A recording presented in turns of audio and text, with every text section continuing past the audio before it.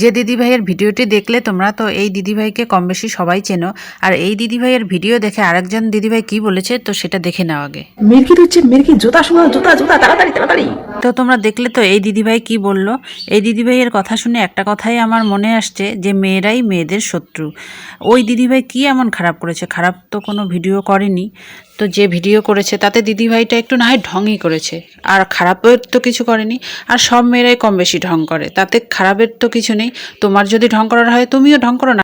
আর ওই দিদিভাই ঢং করবে নাই বা কেন? ওই দিদিভাইয়ের বর কতদিন পর বাড়িতে আসে জানো? 6 মাস পর পর।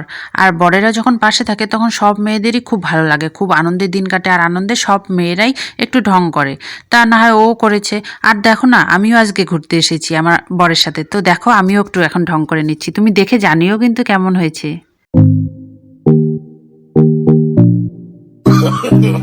No, no, no, no.